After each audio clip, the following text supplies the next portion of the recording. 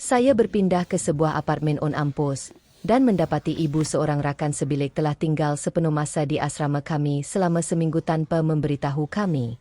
Disiarkan oleh Anda _Sesi Suming Ofro Arsid. Saya dan 3 orang gadis lain tinggal di asrama gaya apartemen on kampus. Kami semua mempunyai bilik tidur kami sendiri dan terdapat 2 bilik mandi. Salah seorang watak utama yang dimaksudkan.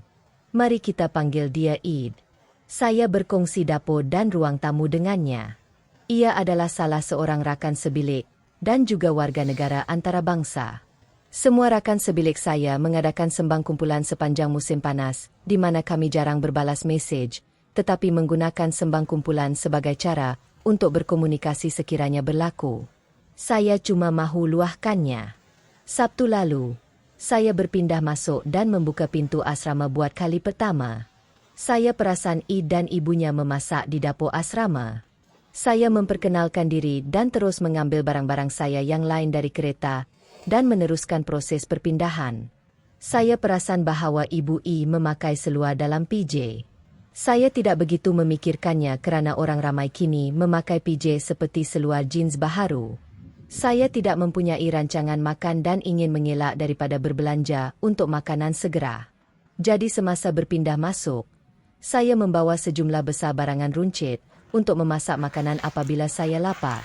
Seorang rakan sebilik lain, bukan Id, juga berpindah masuk, tetapi dia hanya menggunakan satu kabinet. Saya membuka kabinet lain dan mendapati hampir semua orang dipenuhi dengan barang-barang Id. Ibunya melihat saya jelas kelihatan jengkel, jadi dia memutuskan untuk memindahkan beberapa barang anak perempuannya ke dalam kabinet lain. Peti sejuk juga penuh dengan makanan Id. Sudah tentu dia tidak mungkin mempunyai rancangan makan. Jadi, kerana ingin tahu, saya bertanya. Saya terkejut. Dia memang mempunyai rancangan makan, dan dia berkata bahawa dia tinggal di ruang makan. Apabila saya membuka almari pantry, ia dipenuhi dengan beg messenger dan kasut Id. Ya, kasut. Selepas saya memindahkan beg pakaian saya dan menyimpan makanan saya di mana-mana sudut yang saya dapat temui, saya tidur kerana saya letih kerana saya bangun awal pada hari itu untuk membeli belah dan mengemas saat akhir. Saya bangun pada keesokan harinya, Ahad, dan saya melihat Ibu Id sedang membuat secawan teh di dapur.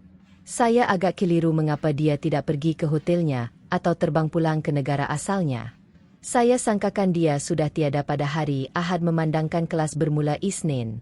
Tetapi hari ini, seminggu kemudian, Ibu I tinggal sepenuhnya bersama kami. Dia makan, memasak, mandi, dan tidur di sini. Setiap kali saya pulang dari kelas untuk menyediakan makanan untuk diri sendiri, dia muncul dari bilik mereka dan bertanya sama ada dia boleh memasak makanan saya untuk saya. I tidak fikir ia penting untuk memberitahu kami. Dia tidak berkata sepatah pun tentang ibunya yang tinggal bersama kami di asrama. Inilah sebabnya saya berasa bingung. Ibu I sangat baik. Dia membersihkan, malah kadangkala mencuci pinggan saya. Dia menawarkan kami makanan yang dimasaknya dan, seperti yang dinyatakan, dia seorang yang baik secara keseluruhan.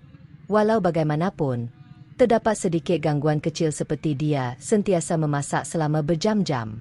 Saya bercakap seperti dari pukul 9 pagi hingga pukul 10 malam. Merosakan ruang peti sejuk. Malah, dia baru sahaja membeli belah lagi dan makanan saya tertimbus di belakang. Tidak membenarkan saya memasak sendirian. Saya sendiri benci apabila orang lain berada di dapur bersama saya. Dan yang paling penting, tidak mengesahkan dengan anak perempuannya bahawa kami bersetuju dengan penginapannya. Tambahan pula, mengapa saya ragu-ragu untuk memintanya pergi adalah kerana saya ingat dia memberitahu saya betapa mahalnya barang runcit untuknya. Jadi, itu membuatkan saya tertanya-tanya bagaimana jika dia tidak mampu membeli bilik hotel. Jika saya memberitahu Ra, dia akan berada di jalanan kerana saya. Menyuruh ibu bapa tinggal di asrama jelas tidak dibenarkan. Rakan serumah saya bersetuju dengan penginapan ibunya, jadi saya tidak mahu menjadi satu-satunya yang mengadu. Jika saya memberitahu Ra, dia akan pergi secepat mungkin. Walau bagaimanapun, akan ada ketegangan di udara. Saya berkonflik dan saya tidak tahu apa yang perlu dilakukan. Maaf atas salah type dan kesalahan tata bahasa. Saya menaip ini pada pukul 3 pagi. Komen teratas garis miring Reledan. Pengulas. Tanya dia apa masalahnya dengan ibunya. Gila sangat kalau ibu awak pindah masuk asrama awak dan rasa awak tak perlu bincang dengan rakan sebilik awak dulu. Tak ada orang lain ke dalam asrama yang perasan dia keluar masuk barang runcit? Macam mana dia boleh keluar masuk? Adakah asrama awak tak selamat? Selain itu, rakan sebilik awak juga mungkin akan dihalau keluar kerana dia melanggar syarat penghuniannya. Mudah-mudahan, mereka takkan apply benda tu pada awak semua. Jawapan Ops. Secara ajaibnya, bila ada pemindahan barang runcit yang besar lagi, budak-budak perempuan lain ada di dalam bilik mereka.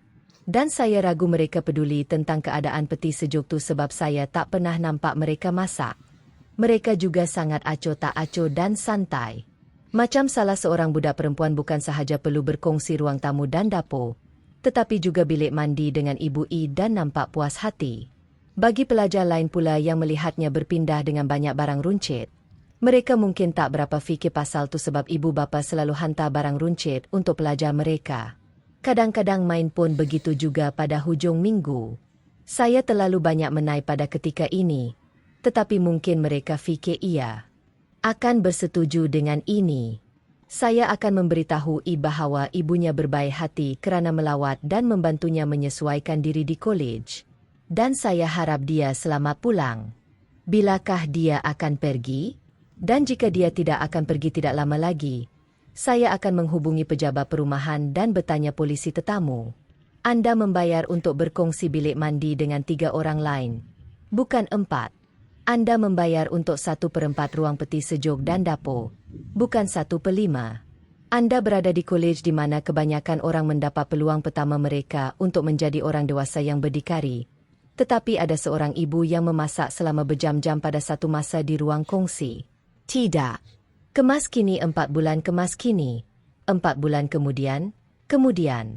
Perhatikan, saya menulis ini pada akhir September.